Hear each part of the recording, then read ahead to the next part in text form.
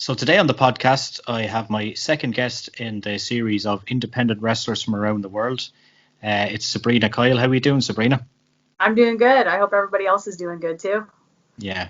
And you're from Canada yourself. Do you want to give us a bit of background about yourself? So I've been wrestling. I started training 16 years ago. I've been wrestling for 15 years consistently. Um, yeah, I'm from Ontario, Canada.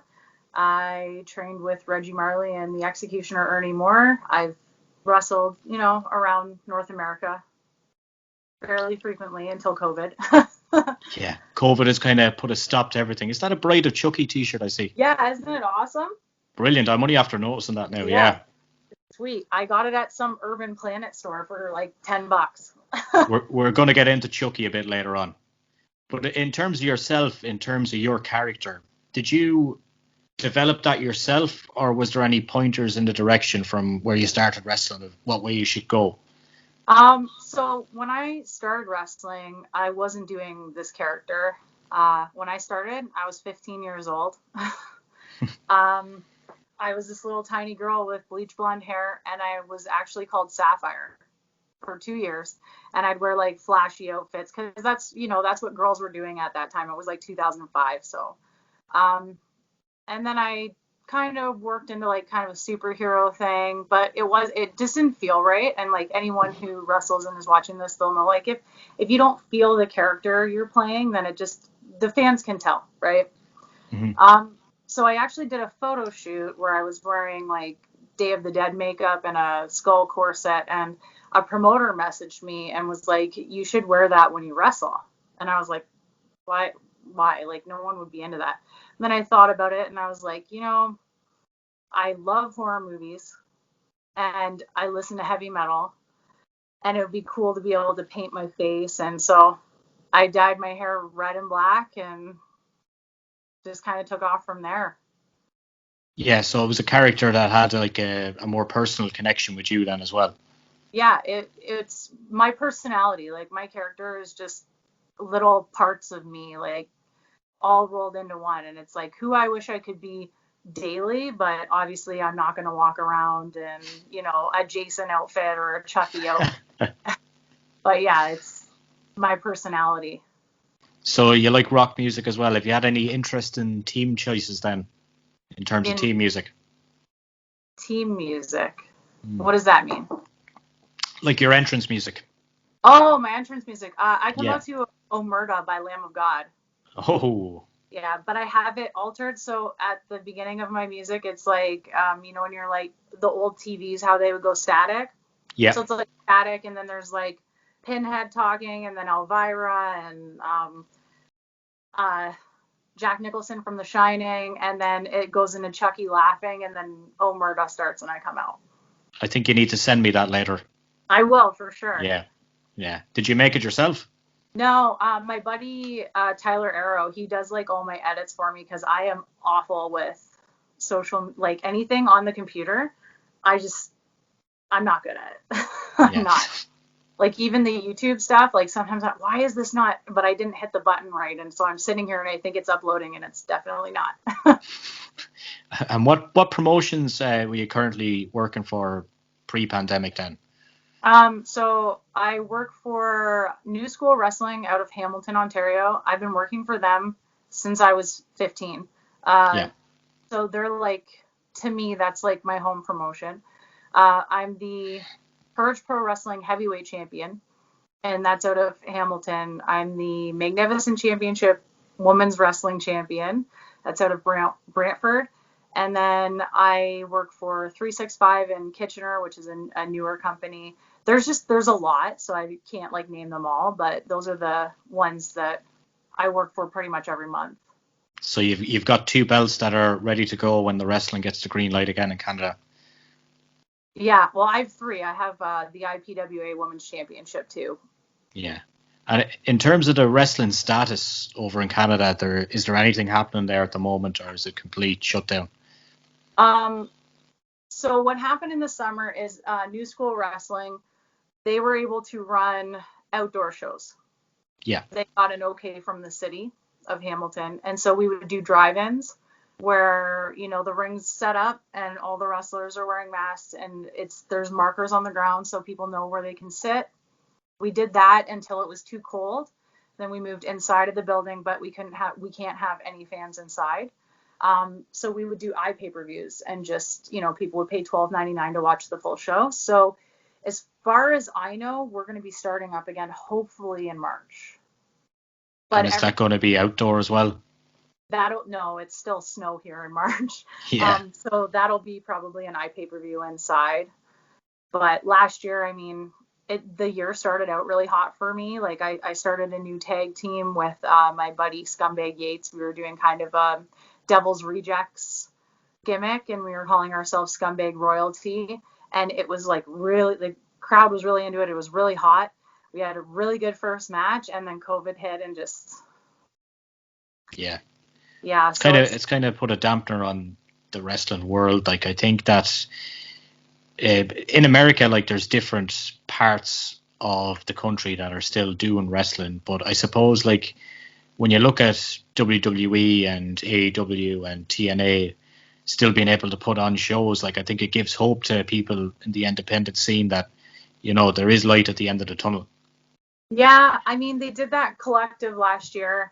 I actually rented the Shimmer portion of it. I used to like watch Shimmer all the time, and then I kind of, you know, I don't want to pay to it, but we're not doing anything. So I was like, I'll pay the $12.99 to watch it. There was a girl from here that was going to be on it, and my friend Big Mama from the States was making her debut. So I ended up watching it, but then I know some people got sick at that, and I guess they're going to be running another big wrestling show in Florida in March, I think. My boyfriend's name's Jeff. He said something to me this morning. Yeah. But Florida's kind of lawless. Like, they're all just doing whatever right now. So. Yeah, she's seeing the Super Bowl there the other day with 25,000, and Mania is going to be there as well with crowds. I think over 2 nights, or they might be putting it back to one night. I don't know.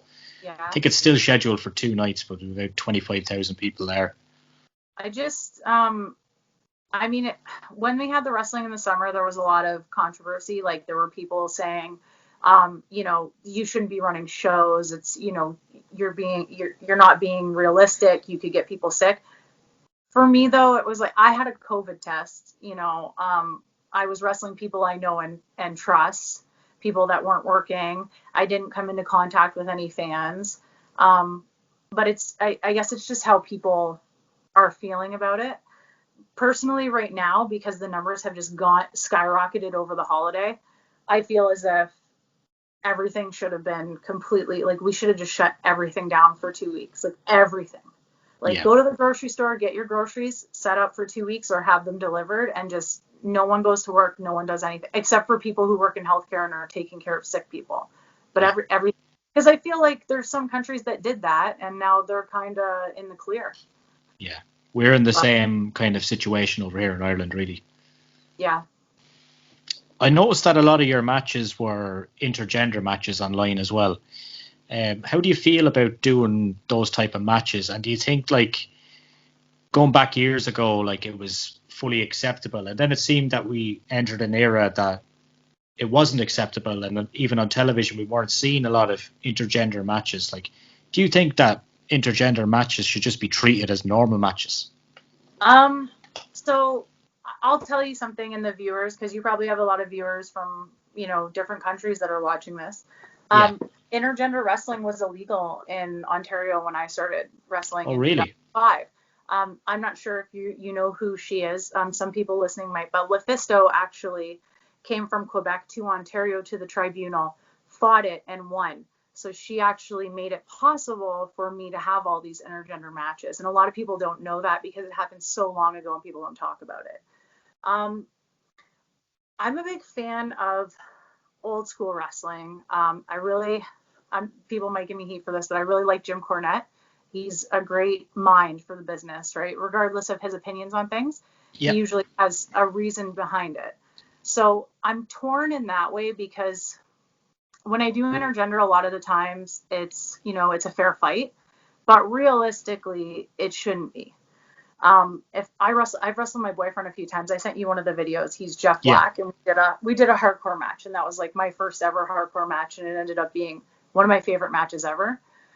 But he's a lot bigger than me, And I hate it when a smaller girl wrestles this really big guy, but it's like totally like it's a fair fight.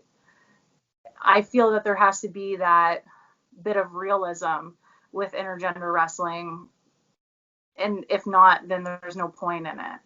And I'm not saying that women can't beat the crap out of men, because there's a lot of women who could legitimately beat the crap out of men, but Yeah. There's a time and a place also for it. So like if you're on a family show, a lot of families don't want to watch a guy wrestle a girl. It's just, it's not saying it's not appropriate, but there's people that still have the feeling that there's like domestic abuse around it or something like that, right? So you have to like know your Yeah. audience and how to do it. But it seems to be ever since like 2018, that's been the thing. People have just kept booking me in intergender matches. And like I said, I'm the heavyweight champion at Hamilton, so I only wrestle men there. And to me, it's a good feeling because I get to work a lot of really great men. And there's not a lot of women wrestlers in Ontario. Like there's a fair amount, but not a ton. So if I was just wrestling women, I'd be wrestling the same people all the time. I get to wrestle, I've got to wrestle like Kobe Durst and Steve Brown and, all these people that I wouldn't get to wrestle if intergender wrestling wasn't a thing. And I really feel like they've elevated me as a performer. Yeah. In terms of your outfits then, we'll say the Chucky ones and Jason and different things, do you make them yourself? So the Jason one I did. Yeah. My Jason bodysuit. The Chucky one I had made. It was an idea I had for a long time, and then I finally was like, I'm just gonna get it made. So a lot of the time I buy outfits and alter them so that they're like able to be worn in the ring. Like my Bride of Frankenstein outfits have been, I just bought them and altered them. My nurse outfit, which everybody loves that one, I bought it at a sex store and I altered it so I could wear it in the ring. But luckily with my gimmick I can do that. So Yeah. And then in terms of Chucky, like I'm a huge fan, as is yourself. Like, what did you think of that remake, that film? So a lot of people didn't like it, but with any remake, like I like a lot of movies that have been remade. Like I Yeah. really love Ghostbusters. My son's obsessed with it. I love Jurassic Park, and then they made the Jurassic World. So that wasn't really a remake, but I'm really looking forward to the Candyman reboot that's coming out, or Candyman, sorry. But Yeah. I went into it without thinking of Brad Dourif and just going into it as this is a different, it's not part of the franchise, it's a different story. And I really enjoyed it because to me it was like, wow, that could really happen. Like that's really fucked Yeah. up. Sorry, or messed up. But Yeah. the only thing I didn't like is because it was Mark Hamill, all I could think about was animated series Joker whenever he was talking. So that kind of, and like Brad Dourif is Chucky to me forever. Yeah. So but I enjoyed it. I didn't mind it. I thought it I was thought good. the acting was really good in it, but as you said, like I don't know if it's me and you talking as big fans, but like to me when I looked at it, it was like, okay, here's the franchise, but that's over there, that's completely different. Yeah. That's the feeling you had from it as well. Yeah. And for me, it's like whenever anything new that I like comes out, I'm like, because some people are like, oh, they're going to ruin it. But I'm like, well, it's something that I enjoy, and it might not be like, yeah, it might be awful, but you don't have to watch it again. You can just watch the other ones. But I just, like I get really excited, especially new Batman movies. When new Batman movies come out, I'm all about it because I love Batman. So like, I'm like, okay, I'll watch it regardless. And which Chucky movie do you think is the best? Bride of Chucky.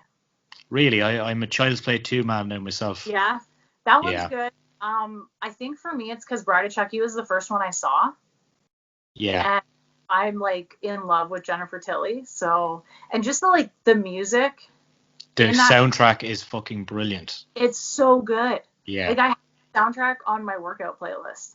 Yeah, I actually ordered it off Amazon there a while ago. The CD. I know CDs are gone, but just to have a CD of it. Yeah, see, it's cool to have that stuff. I was gonna get rid of my CDs, and my boyfriend's like, "Don't do it. You'll get mad because you're gonna want them." I do the same thing. I order DVDs. I buy DVDs all the time, even though I can watch the movies. I can just click on them online and watch them. I have like a whole shelf of horror DVDs, and I keep buying them because I just want them. Yeah. So I get Uh, the CD thing. yeah, and the TV shows obviously. I was talking to Garrett Seema on the podcast a few weeks ago. He designs some of the dolls for Trick or Treat Studios, and like he couldn't say too much, but from what I know is anyway, it's been put on hold due to COVID, Yeah. which is a shame. But when you see something like a TV series, you kind of, as a fan, get worried about the franchise. That's how I am about it. What do you think yourself? Yeah, like so I'm excited though because they're using Brad Dourif, right? Yeah.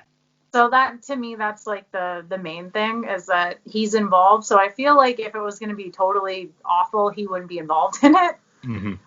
Like the newer ones that came out, Curse and Cult. yeah, like I didn't mind those because he was Yeah. in them. Yeah, but Seed of Chucky was absolutely awful. Oh, but I still watch it. It's like a guilty pleasure. Like Yeah. I still watch it. I It's think it's the only movie I've ever seen where Redman is the main actor. yeah, it's I remember going and I think I rented it. Would it have been on VHS when I rented it? I think so.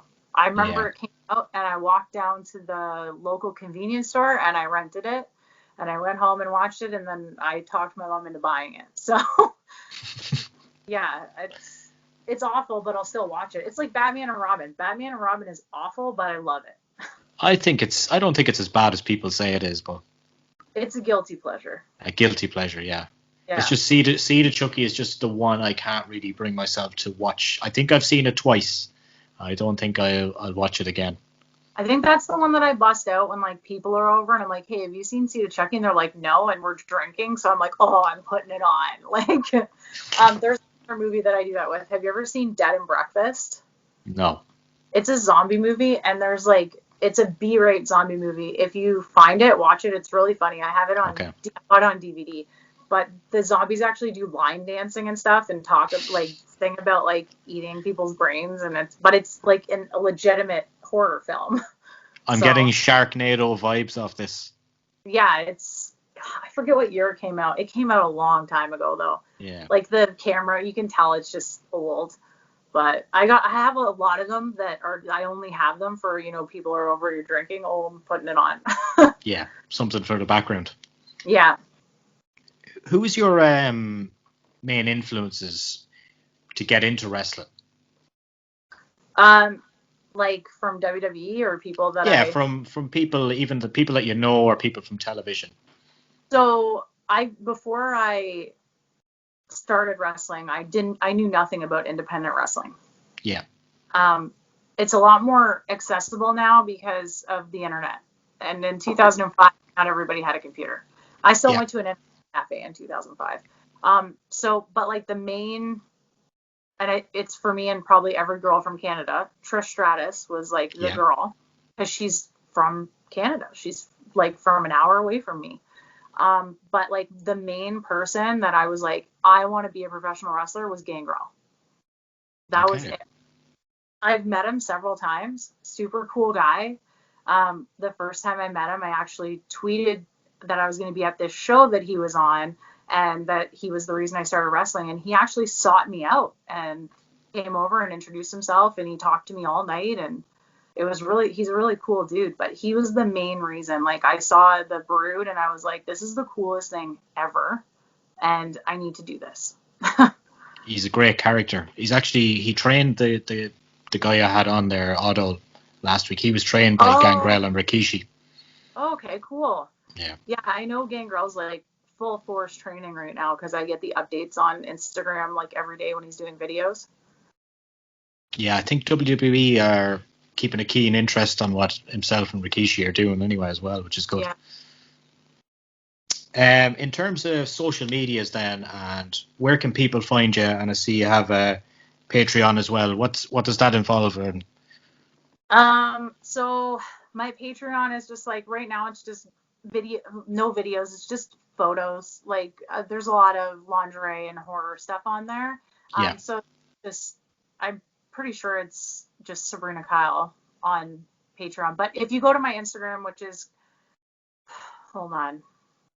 I will Queen put all the links in the description anyway. It's like Queen_of_horror_S Kyle or something like that. Yeah.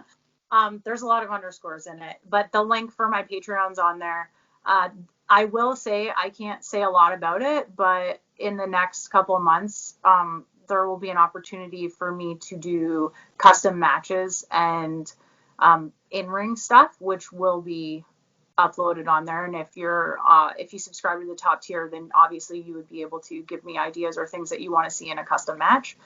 I also have Twitter, which I don't use too often, and it's just Queen of Horror Sabrina Kyle, and then Sabrina Kyle on Facebook. Yeah. And what are your goals for the future? Looking through COVID, after COVID, what's the plan? So I'm gonna keep wrestling. I just turned 30 last year. I want to keep wrestling as long as I can. I do plan on at some point when I'm able to opening my own school and running women's classes primarily, but having other people to run men's classes. But I want, especially with the speaking out movement that happened last year, I want to eventually be able to provide a safe environment for women to train with a female and, learn about the business and also, about just taking care of themselves in the business, because that's something that I don't think male trainers really touch on. And it's not really out there until last year. Now I'm sure you can see I post stuff all the time about it. I'm very I seen that. I seen like there was a lot of stuff about, and I don't want to get into any of it really, about it was disgraceful, but it was very prevalent in the UK and Ireland as well, like. Yeah, so I that's my main goal in wrestling is to eventually be able to open my own academy and train people. Yeah. So. It was an absolute pleasure having you on the podcast, Sabrina. Yeah, thank you for having me, and I'll have to go back and watch some of the other ones you put out for sure. Yeah, definitely. And when that school is ready to open, we'll have you back on. Okay, great. I look forward to it. Thanks a million. If you enjoy the content on our channel, we'd appreciate a subscription. Thank you.